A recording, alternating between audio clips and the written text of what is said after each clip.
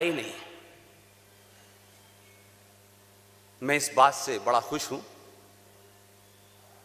कि राजनीतिक लोगों को, पार्टियों को, चुने हुए एमपी एमएलएस को, छोटे छोटे पदों पे बैठने वालों को हमेशा मंच पे बैठने की आदत नहीं डालनी चाहिए।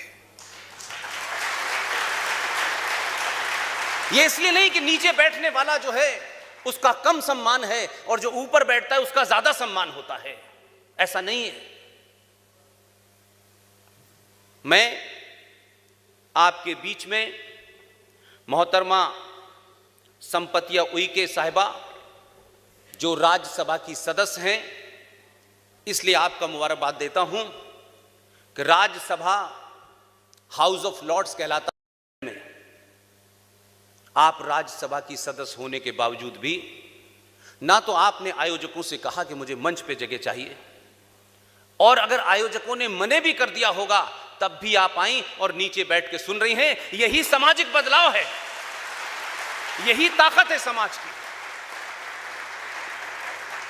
जिस दिन समाज तय करने लगेगा कि गद्दी पे कौन बैठेगा, फिर आपको दुनिया में कोई नहीं हरा सकता।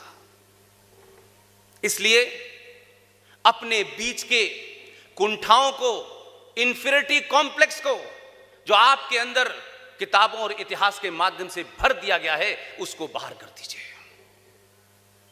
अपने इतिहास को जानिए, अपने सरोकारों को जानिए, परंपराओं को जानिए, आदर्श को जानिए, अपनी आस्थाओं को पहचानिए। जिस दिन आप सही मायने में उन्हें पहचान जाएंगे, उन्हें समझ जाएंगे, तो मैं पूरी ईमानदारी के साथ और पूरे भरोसे के साथ ये कहता हूं, रिंकू की हत्या दिल्ली में नहीं होगी, नहीं होगी। देश और राष्ट्र को समझने की कोशिश कीजिए। हमारे यहां ये काम जिन लोगों का था उन्होंने नहीं किया। समय समय पर लोग सत्ता के दलाल तो हो गए, लेकिन समाज के अंदर की कुरीतियों को, समाज के अंदर की जो कमजोरियां थी उन्हें नहीं बताया, बल्कि उन्हें और कमजोर कर दिया। राष्ट्रपिता ने कहा, गीत गाओ, सबको संपत्ति दे भगवान, ईश्वर अल्लाह तेरो नाम। माना हमने कि मुगल काल के अंदर जो कुरानिक इस्लामिक जिहादी भारत में आए थे, उस जमाने भक्ति काल से तमाम जितने नाम अभी सिंह साहब ने लिए, उस वक्त उन्होंने सामना किया। लेकिन ये 2020 का भारत है। आज भक्ति से आतंकवादी नहीं डरेगा, शक्ति से डरेगा।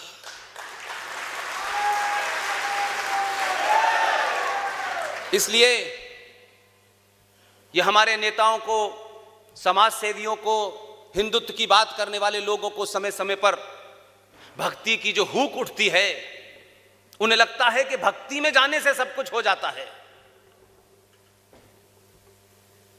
और बार बार एक ही बात की रट लगाई जाती है। इसलिए जो देश और राष्ट्र का जो फर्क है, उसमें देश के प्रधानमंत्री, राष्ट्रपति, कैबिनेट, जो भी उन पदों पर बैठे हैं, उनकी सीमाएं होती हैं। लेकिन उन सीमाओं में रहते हुए भी अगर आप सड़क बनाने, हवाई जहाज उड़ाने के लिए आए हैं, लेकिन आपके मन मस्तिष्क के अंदर राष्ट्र के प्रति अगर निरंतर कोई चिंता है, तो आप उसके रास्ते कैसे निकालते हैं? इसलिए मैं चाहता हूं कि शांति आपको चाहिए, शांति घर में भी चाहिए, अपने समाज में भी चाहिए, जिले में भी चाहिए, राज्य में भी चाहिए, और देश में भी चाहिए। जिन लोगों को शांति चाहिए, शांति मांगने से नहीं मिलती है। जो काम वाली शांति होती है वो भी नहीं आती है। अगर आपको स्थायी शांति चाहिए, मैं सनातनी हिंदुओं को कह रहा हूं, अगर भारत राष्ट्र में स्थायी शांति चाहिए तो बीच बीच में शक्ति का प्रदर्शन करते रहिए।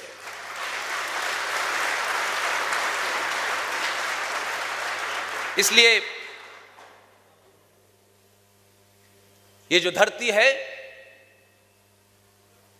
ये मां नर्मदा के किनारे है। ये मंडल मिश्र जगतगुरु शंकराचार्य की धरती है, जिन्होंने बड़ा शास्त्रार्थ किया था। लेकिन ये बात मैं आपके सामने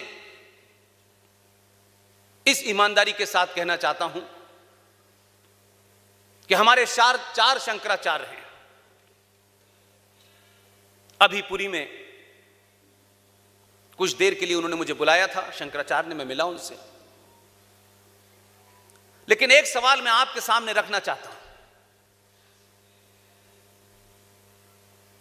आपकी जो सबसे उच्चतम पद है, जिस पे कोई डिबेट नहीं हो सकती, रिंकू शर्मा की हत्या के पीछे की मनोवृत्ति को समझने की कोशिश करें आप। किसी भी समाज का, किसी भी परिवार का, किसी भी देश का सबसे महानतम पद पे बैठा हुआ आदमी एक एजेंडे के तहत, जिस महिला का जिक्र कर्नल आर सिंह साहब कर रहे थे, उस महिला ने किस तरह तमिलनाडु की मुख्यमंत्री को दबाव बनाया और इस देश में शंकराचार्य को रात के 2 बजे एक बलात्कार के आरोप में गिरफ्तार कर लिया गया। पूरे देश में शांति रही, कोई बोला नहीं, कोई प्रदर्शन नहीं हुआ। आपके राष्ट्र विरोधियों को पता चल गया कि यह हो सकते हैं कि गिनती में तो 100 करोड़ हैं, लेकिन इसमें 100 भी मर्द बाहर नहीं निकले। इसलिए आज दिल्ली के अंदर रिंकू शर्मा की हत्या हो जाती है, अंकित शर्मा की हत्या हो जाती है, राहुल राजपूत की हत्या हो जाती है, अंकिता की हत्या हो जाती है, अंकित सक्सेना की हत्या हो जाती है। हमारे समाज ने एक खास किस्म का एजेंडा बना लिया है। हत्या होने के बाद कुछ लोग टेलीविजन पे आके कहते हैं ये लॉ एंड ऑर्डर की प्रॉब्लम है, और कुछ लोग इसे कहते हैं कि हमें शांति से काम लेना है, सौहार्द बना के रखना है,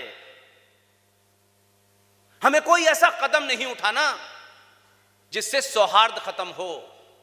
मैं कहता हूं यह सौहार्द 1000 बार खत्म होता हो जाए, लेकिन हमें सौहार्द को एक बार बिगाड़ ही देना है, पता चले कि दोबारा रिंकू शर्मा की हत्या न हो।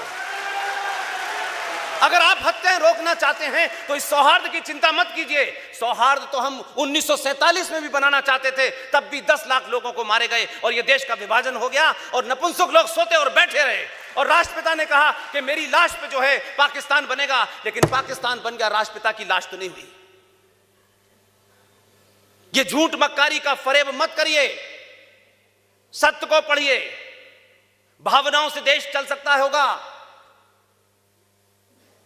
भावनाओं से राष्ट्र चलता है, भावनाओं से देश नहीं चलता। देश को चलाने के लिए आपकी विल स्टील जैसी होनी चाहिए। देश ठीक ठाक चल रहा है, इसीलिए कुछ लोग परेशान हैं।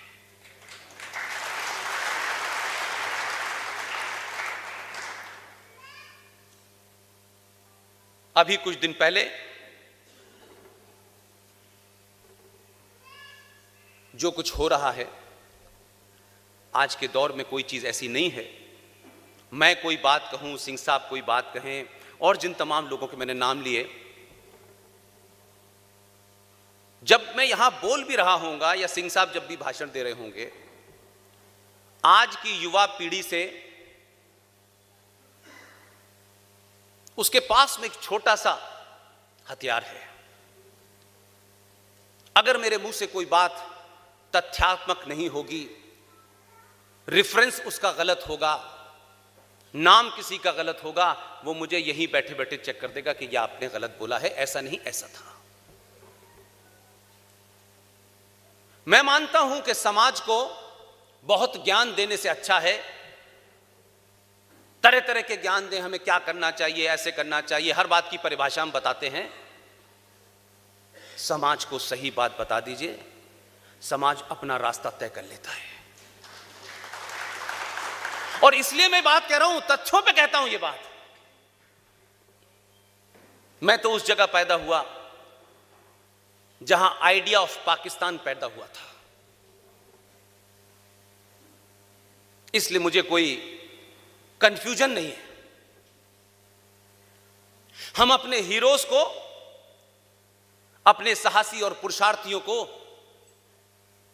उनके बारे में चर्चा करते हैं, वैसा बनना नहीं चाहते। अगर हमारे समाज में पुरुषार्थियों का गुणगान होता और कायरों को महिमा मंडित नहीं किया जाता तो यह समाज आज उन हीरो के पीछे खड़ा होता।